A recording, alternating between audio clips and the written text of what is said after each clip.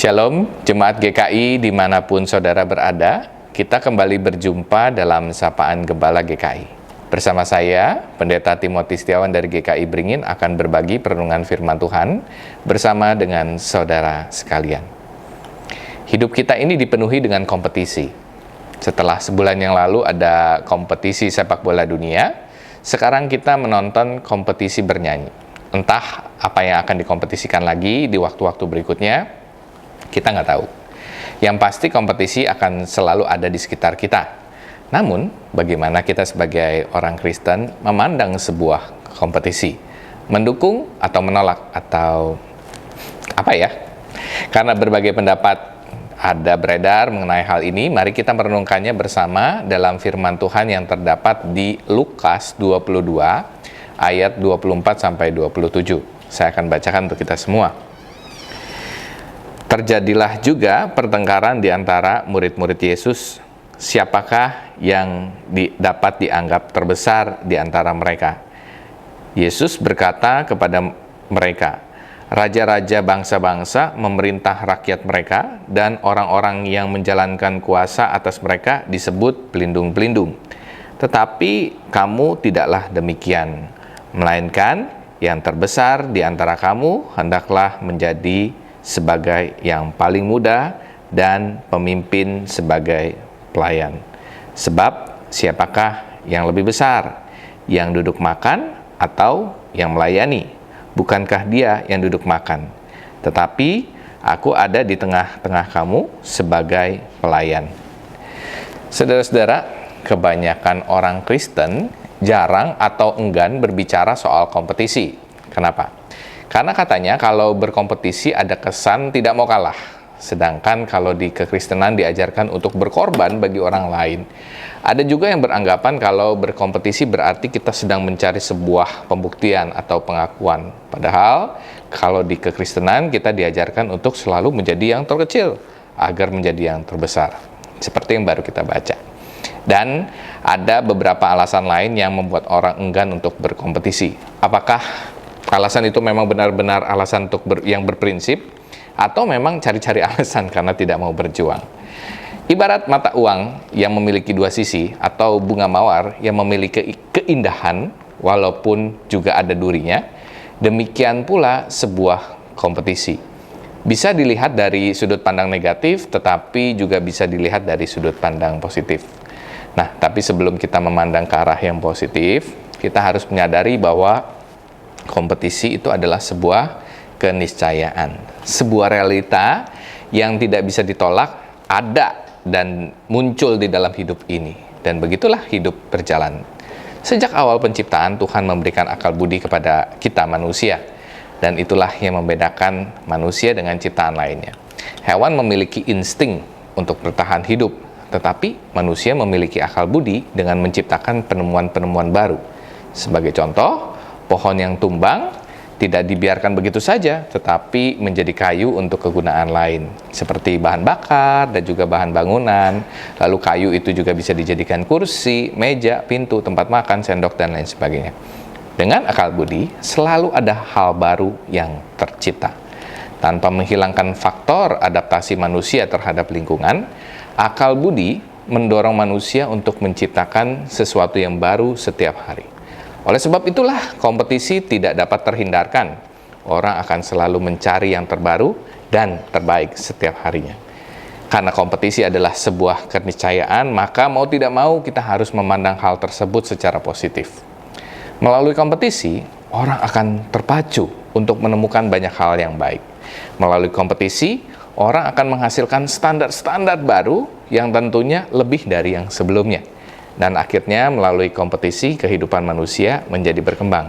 Sekali lagi, kompetisi adalah sebuah keniscayaan. Pertanyaannya adalah bagaimana agar kompetisi ini berjalan dalam track atau jalur yang tepat. Tentunya yang selaras dengan iman Kristen. Ada dua yang mau saya bagikan. Yang pertama, boleh berambisi, bahkan harus, tetapi jangan sampai berubah menjadi obsesi. Ambisi boleh, tapi obsesi jangan. Ambisi menurut Kamus Besar Bahasa Indonesia adalah keinginan yang besar untuk menjadi, atau memperoleh, atau mencapai sesuatu. keinginan besar untuk menjadi lebih baik adalah hal yang baik, bahkan harus. Sebagai orang tua, kita pun mau anak-anak kita semakin lama semakin pintar, karena kepintaran menandakan kesiapan untuk menghadapi sesuatu yang baru. Apalagi Bapa di sorga pasti menginginkan kita jadi lebih baik. Namun jangan sampai keinginan yang besar itu berubah menjadi sesuatu yang rusak, atau yang kita sebut dengan obsesi. Orang yang terobsesi akan melakukan berbagai macam upaya, bahkan dengan cara-cara yang buruk untuk mendapatkan apa yang ia inginkan. Obsesi hanya akan menghasilkan hal-hal yang buruk pada nantinya. Seorang yang bernama Tonya Harding, seorang juara perlombaan ice skating di salah satu ajang bergengsi di Amerika, harus menahan malu karena rupanya kemenangannya ketahuan diraih dengan cara licik. Pada saat pertandingan final, saingannya yang paling berat itu diserang kakinya oleh seorang yang tidak dikenal, yang rupanya yang menyerang itu adalah orang upahan dari suami Tonya. Walaupun hal tersebut diinisiasi oleh suaminya, tetapi Tonya mengetahui dan membiarkan rencana suaminya itu terlaksana. Hal itu terjadi semata-mata karena Tonya mau meraih gelar juara. Itulah obsesi. Ambisi yang tidak terkendali akhirnya akan merusak. Itu yang pertama, saudara-saudara. Ambisi boleh, obsesi jangan. Cara yang baik yang harus dilakukan dalam kompetisi.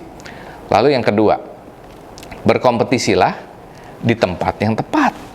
Berkompetisilah di tempat yang seharusnya menjadi tempat berkembang dan menjadi lebih baik dengan support system yang tepat.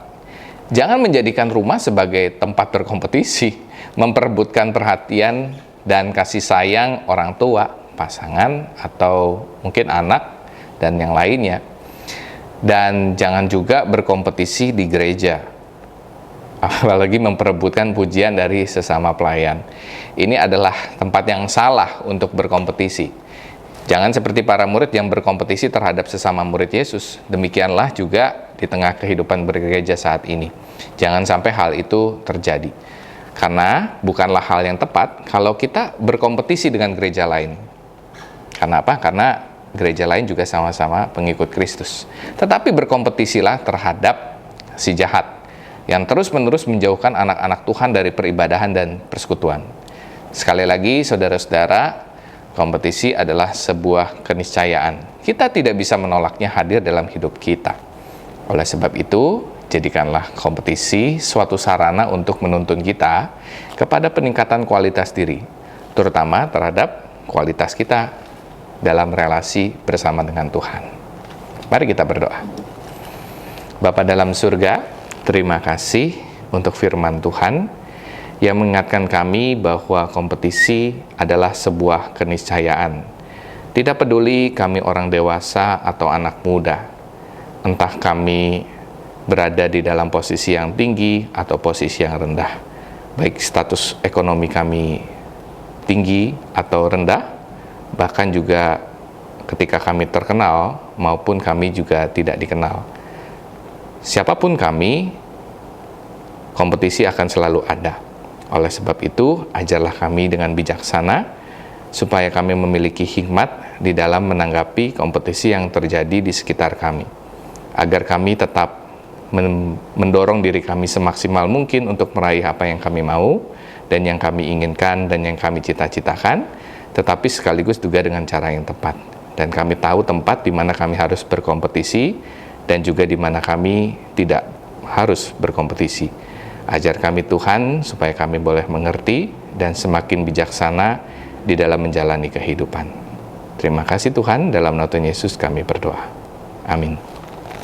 Saudaraku, selamat beraktivitas. Tuhan memberkati saudara sekalian.